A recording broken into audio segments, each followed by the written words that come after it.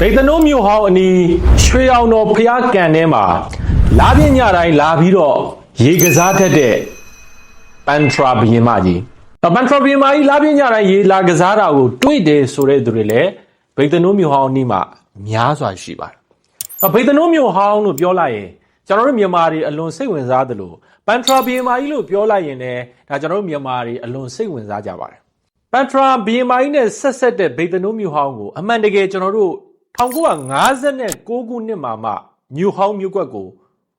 တူးဖော်နိုင်ခဲ့တာဖြစ်ပါတယ်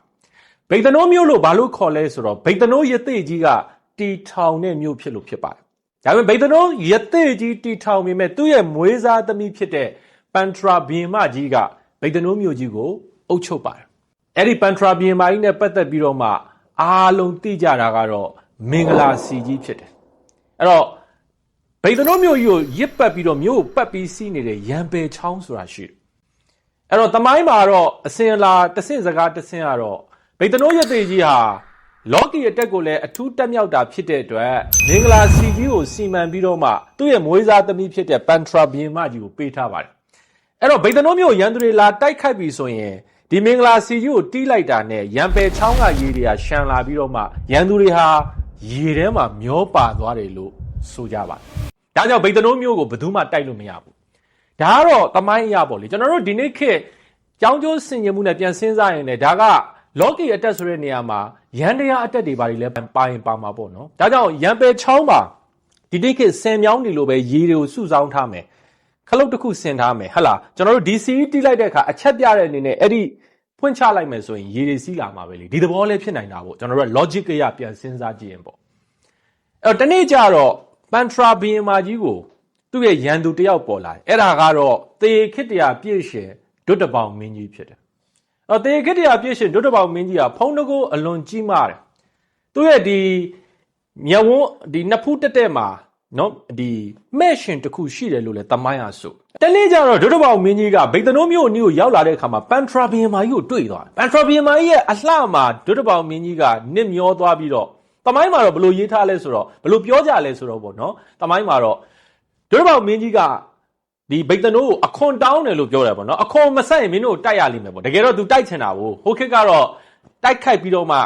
သူ့ကိုသိမ့်ပိုက်လို့ရမှာဟုတ်သူ့ကိုမိဖုရားမြောက်ချင်တာဗိတ်သနိုးဘရင်မကြီးကိုဒီဗိတ်သနိုးရဲ့ဘရင်မဖြစ်တဲ့ပန်ထရာဘရင်မကြီးကိုဒါကြောင့်ဒုတပေါင်မင်းကြီးကဗိတ်သနိုးကိုတိုက်ထုံးစံအတိုင်းပဲပန်ထရာဘရင်မကြီးကသူ့ရဲ့မင်္ဂလာစီတော်ကိုတီးတဲ့အတွက်ရံပယ်ချောင်းကရေတွေရှမ်းလာပြီးတော့မှဒုတပေါင်ရဲ့တက်တွေအကုန်လုံးရေထဲမှာမျောဘလို့မှတိုက်လို့မရဒါပေမဲ့ဒုတပေါင်ဆိုတာဖုံးကြီးတဲ့ဘရင်ဖြစ်တယ်တကယ်ဖုံးကြီးတယ်ဆိုတာ strategy ကောင်းတာပဲဒါပဲကျွန်တော်တမိုင်းမှာဖုံးကြီးတဲ့ဘရင်နေကြီးမဟာဗျူဟာကောင်းတယ်ကျွန်တော်မြန်မာတမိုင်းမှာဖုံးတကိုးအကြီးဆုံးဖြစ်တဲ့စင်ပြူများရှင်ဘရင်တော်မင်းတရားကြီးစင်ပြူများရှင်ဘရင်တော်မင်းတရားကြီးအရှိကနေမင်းတရားတပင်ရွှေထီးအဲ့ဒီခေတ်ဒုတိယမြန်မာနိုင်ငံတော်ဒီမြန်မာတွေရဲ့ image အမြင့်ဆုံးအချိန်ဖြစ်တယ်မြန်မာတွေဘယ်အချိန်မှာဖုံးတကိုးတောက်လဲ strategy အကောင်းဆုံးအချိန်မှာဖုံးတကိုးတောက်တယ်မဟာဗျူဟာအကောင်းဆုံးအချိန်မှာဖုံးတကိုးတောက်တယ်မဟာဗျူဟာအညံ့ပြင်းဆုံးဖြစ်တဲ့ကုန်းမောင်ခေတ်မှာဒီဝမင်းတို့ရဲ့လက်ထက်မှာကျွန်တော်တို့ကအင်္ဂလိပ်ကျွန်တော်တို့ထက်မဟာဗျူဟာတာတဲ့အင်္ဂလိပ်ရဲ့လက်အောက်ကိုကြောက်ရောက်တာဖြစ်တယ် British ရဲ့လက်အောက်ကိုကြောက်ရောက်တာဖြစ်တယ်ဆိုတော့ဒုတပေါင်က strategy စဉ်းစားတယ်မဟာဗျူဟာစဉ်းစားတယ်ဒါဆိုဘယ်လိုတိုက်ထုံးစံအတိုင်းပဲကျွန်တော်တို့ကအဲ့ဒီခေတ်ကအယုံသွင်းပြီးတိုက်တာအဲ့တော့တီလာရှိတဲ့သူတယောက်အနေနဲ့ဟန်ဆောင်ပြီးတော့မှတကိုးရှင်လိုဘာလိုပေါ့နော်သူ့ရဲ့လူယုံတယောက်ကိုဗိတ်သနိုးမြို့ကိုလွှတ်လိုက်အဲ့ဒီလူကဗိတ်သနိုးတစ်မြို့လုံးအယုံသွင်းတယ်မြို့သူမြို့သားတွေလည်းအယုံသွင်းပန်ထရာဘရင်မကြီးကိုလည်းအယုံသွင်းတယ်ပန်ထရာဘရင်မကြီးကလည်းဘာပဲဖြစ်ဖြစ်ထိုခေတ်ကဘရင်တွေဘရင်မတွေဆိုတာလော်ကီအစီရင်တွေကိန်းကနန်းတွေဒါတွေကိုသိယုံအဲ့တော့အဲ့ဒီအကျင့်တီလာနဲ့ပြည့်စုံတဲ့သူလို့သူဒီလိုထင်သွားပြီးတော့မှသူ့ကိုအကုန်လုံးယုံကြည်သွားတယ်အဲ့သူကဘာပြောလဲဆိုတော့ဟုတ်ပြီဒါဆိုဘရင်မကြီးမင်္ဂလာစီတော်ကြီးကိုပြန်ပြင်ဖို့လိုတယ်ဆိုပြီးတော့အယုံသွင်းတယ်အဲ့ဒါနဲ့နောက်ဆုံးဘရင်မကြီးကလည်းယုံကြည်ပြီးတော့မင်္ဂလာစီတော်ကိုပြင်ခွင့်ပေးလိုက်တဲ့အခါမှာတမိုင်းမှာတော့ဘယ်လိုပြောလဲဆိုတော့မင်္ဂလာစီတော်ကြီးရဲ့အစီအမံကိုမင်္ဂလာမရှိအောင်ဖျက်လိုက်တယ်လို့ပြောပါတယ်ကျွန်တော်တို့ဒီဘက်ခေတ် logic အရစဉ်းစားကြည့်မယ်ဆိုရင်တော့ကြည့်ရတာသူကဒီစီတီးလိုက်တဲ့အခါမှာရံပယ်ချောင်းကနေရေကျစေတဲ့ခလုတ်တော်၎င်းမောင်းတော်၎င်းစီစဉ်ထားတာတခုကိုဖျက်လိုက်ပုံရအဲ့ဒါလိုဖျက်လိုက်ပြီးတော့မှအဲ့ဒီလူယုံကဒုတပေါင်မင်းကြီးကိုအကြောင်းကြားဒုတပေါင်ရဲ့နော်ကျွန်တော်တို့ဒီသေခေတ္တရာတက်တွေလာတိုက်တဲ့အချိန်မှာပန်ထရာဘရင်မကြီးကမင်္ဂလာစီကိုတီးတဲ့အချိန်မှာချောင်းကရေတွေကရံမကြတော့ဘူးအဲ့ဒီအချိန်မှာဒုတပေါင်ရဲ့တက်တွေ ဘိတ်တနိုးကိုတိမ့်ပိုက်ပြီးတော့မှပန်ထရာဘရင်မာကြီးကိုဘိတ်တနိုးမိဖုရားကြီးအဖြစ်ဒုတဘောင်မင်းကြီးကမိဖုရားမြှောက်ပြီးတော့တေခစ်တရားကိုခေါ်သွားတယ်ဆိုပြီးတော့တမိုင်းကဆိုပါတယ်ဆိုတော့ကျွန်တော်တို့ပန်ထရာဘရင်မာကြီးနဲ့ဒုတဘောင်မင်းကြီးတို့စီကနေကျွန်တော်တို့ကဘာတွေသင်ယူရလဲနံပါတ်1အချက်ကျွန်တော်တို့ဘဝမှာကျွန်တော်တို့ဘဝဖွံ့ဖြိုးတိုးတက်အောင်မြင်မှုဆိုရင်ကျွန်တော်တို့ရဲ့အစီအမံကောင်းမှု management ဒီအရေးကြီးတယ်ခုနပန်ထရာဘရင်မာကြီးရန်ပယ်ချောင်းနဲ့မင်္ဂလာစီတော်ကြီးတို့ဟာဗိတ်တနိုးမြို့ကြီးကိုကာကွယ်ပေးထားတဲ့အစီအမံတွေဖြစ်တယ်ဘဝမှာ management ကောင်းရင်ကြံ့ကြံ့ခံတယ်ဒါပေမဲ့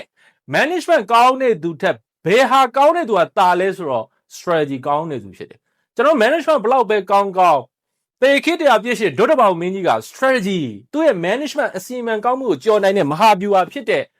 လူယုံသွင်းပြီးတော့တတ်တာပေါ့လူယုံသွင်းပြီးတိုက်တာအဲ့ဒီ strategy ကိုသူတီဆောက်နိုင်တဲ့အတွက်ပန်ထရာဘီယန်မာကြီးရဲ့မင်္ဂလာစီတော်အစီအမံနဲ့ရန်ပေချောင်းရဲ့ရည်တွေကိုကြော်လွှားနိုင်တာဖြစ်တယ်ဒါကြောင့်ဘဝမှာကျွန်တော်တို့ဒီနံပါတ်1အချက် management ကောင်းမှုလို့တယ်ဒါပေမဲ့ဘဝမှာကောင်းစွာစီမံခန့်ခွဲနိုင်တယ်မအောင်မြင်သေးဘူးသူများထက်ထူးချွန်ခြင်းသူများထက်အောင်မြင်ခြင်းလူအုပ်ကြားတွေကခွဲထွက်ခြင်းရဲ့တင်းမှာမဟာဗျူဟာကောင်းကောင်းရှိဖို့လိုတယ် strategy ကောင်းကောင်းရှိဖို့လိုတယ်တင်းကိုလူအများကနေခွဲထွက်ပြီးမြင်အောင်လို့လူချင်းရဲ့ strategy တွေအရေးကြီးတယ်ကျွန်တော်တို့ပြီးခဲ့တဲ့ဘောလုံးပွဲတွေကျွန်တော်တို့ကြည့်လိုက်ဟဲ့လားကျွန်တော်တို့မြန်မာအမျိုးသမီးဘောလုံးအသင်းဟာကျွန်တော်တို့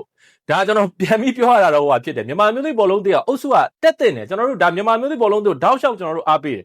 ကျွန်တော်တို့ management ကောင်းတယ်ကျွန်တော်တို့ကောင်းကန်နိုင်တယ်ဒါပေမဲ့ကျွန်တော်တို့ကနှစ်ပွဲနိုင်ပြီးတော့ကျွန်တော်တို့အုပ်စုကနေထွက်ရတယ်အဲ့ဒါအရေးကြီးတာ strategy ပဲပြိုင်မဲ့ဖိလစ်ပိုင်ဟာကျွန်တော်တို့ဖိလစ်ပိုင်ကိုအနိုင်ကန်နိုင်တယ်ဒါပေမဲ့ကျွန်တော်တို့ဗာလဲ strategy အားဖြင့်နှစ်ပွဲနိုင်တဲ့အသင်းကဘာလို့ထွက်ရလဲ management ဘလောက်ကောင်းမဟာဗျူဟာကောင်းတဲ့သူနဲ့တွေ့ရင်ကျွန်တော်တို့ခံရတယ်နော်ကျွန်တော်တို့ညံ့လို့